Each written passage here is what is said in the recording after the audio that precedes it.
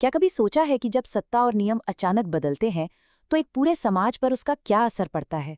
आज के इस विश्लेषण में हम एक ऐसी ही दिलचस्प कहानी पर बात करने वाले हैं। एक ऐसी कहानी जो नेतृत्व, बदलाव और उसके बाद आने वाली अनिश्चितता के इर्द गिर्द बुनी गई है। ये सिर्फ किसी आम जंगल की बात नहीं है, बल्कि ये समझने की कोशिश है कि सत्ता का ढांचा बदलने पर प्रतिक्रियाएं कैसी होती हैं। तो चलिए सीधे इस जंगल की गहराइयों में चलते हैं। बहुत समय पहले की बात है। ये शब्द सुनते ही दिमाग में एक विशाल और घने जंगल की छवि बनने लगती है। एक ऐसी जगह जहां हर जानवर अपने तयशुदा नियमों के हिसाब से जी रहा था। सब कुछ एकदम शांति से, एक पुरानी व्यवस्था के तहत चल रहा था। लेकिन जैसा कि हम जानते हैं, शांति हमेशा के लिए नहीं होती। हाल ही में इस जंगल में एक ऐसी बड़ी हलचल शुरू हुई जिसने पूरे माहौल को ही बदल कर रख दिया। जंगल में बदलाव की आहट और बनता हुआ एक नया संतुलन। अब सबसे बड़ा मुद्दा ये था और हर तरफ बस एक ही सवाल गूंज रहा था, आखिर अब इस जंगल का नेतृत्व कौन करेगा?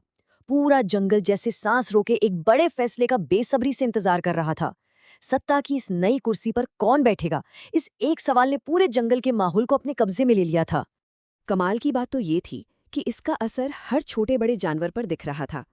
सबसे पहले उन पक्षियों को देखिए जो पेड़ों पर बैठकर पूरे जंगल में खबरें फैला रहे थे। उसके बाद नदी के किनारे जानवरों की भारी भीड़ जुटने लगी। और फिर एंट्री होती है जंगल के सबसे ताकतवर और समझदार जानवरों की। हाथी अपनी गंभीर चाल के साथ वहां पहुंचे और शेरों की टोली भी आई, जो बिल्कुल शांत थी लेकिन पूरी तरह सतर्क। छोटे जानवर दूर से इस ऐतिहासिक नज़ारे को देख रहे थे। ऐसा लग रहा था जैसे पूरा जंगल इस बड़ी घटना का गवाह बनने के लिए एकजुट हो गया हो। बड़ा फैसला, आखिरकार आ ही गई सच की घड़ी। और फिर चारों तरफ एकदम सन्नाटा छा गया।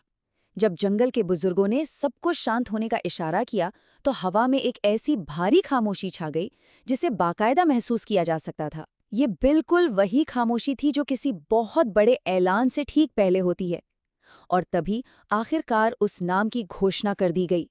वो नाम सुनते ही एक पल के लिए तो पूरा जंगल जैसे पूरी तरह सुन्न पड़ गया। लेकिन वो खामोशी ज्यादा देर नहीं टिकी। अगले ही पल पूरा जंगल तालियों और गर्जना की आवाज से गूंज उठा। नए नेतृत्व को स्वीकार तो कर लिया गया था, लेकिन यहाँ पर प्रतिक्रियाएं बिल्कुल दो हिस्सों में बंटी हुई थी।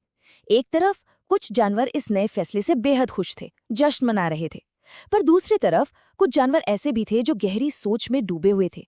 फैसला भले ही हो चुका था, लेकिन इस नए अध्याय को लेकर हर प्राणी के दिमाग में अपनी अलग ही कहानी चल रही थी। नया नेतृत्व, नए नियम, यानी बदलाव की हवा। सत्ता बदलती है तो नियम भी बदलते हैं, और इस बदलाव का असर एक के बाद एक सामने आने लगा। हर तरफ बस नए नियमों की चर्चा होने लगी और सदियों पुरानी आदतों को बदलने की कोशिशें शुरू हो गईं। कुछ जानवरों के लिए ये ताज़ा हवा के झोंके जैसा था। उन्हें ये नया सिस्टम काफी पसंद आ रहा था। लेकिन काफी सारे जानवर ऐसे भी थे जो इस नई व्यवस्था के साथ तालमेल बिठाने में अभी भी सख्त संघर्ष कर रहे थे। पर एक बात तो शीशे की तरह साफ थी कि अब ये जंगल पहले जैसा तो बिल्कुल नहीं रहने वाला था। सम्मान और एक नया अध्याय, बदलाव को स्वीकारना। इस पूरी उथल-पुथल के बीच एक बहुत ही दिलचस्प घटना हुई जिसने सबका ध्यान खींचा। एक पुराने और काफी समझदार हाथी ने आगे आकर खुले तौर पर इस नए नेतृत्व का सम्मान किया। सोचिए, जब एक अनुभवी और बुजुर्ग ऐसी इज्जत पेश करता है तो वो बात कितनी बड़ी हो जाती है। ये पल जंगल की सबसे बड़ी ब्रेकिंग न्यूज़ बन गया, जिसे पक्षियों ने जंगल के कोने-कोने तक फैला दिया। ये इस बात का एक बहुत बड़ा प्रतीक था कि बदलाव आसान भले ही न हो, पुरानी आदतें आसानी से भले ही न छूटती हों, लेकिन वक्त आने पर एक नया रास्ता बन ही जाता है। शांति या संघर्ष, एक अनिश्चित भविष्य की तरफ।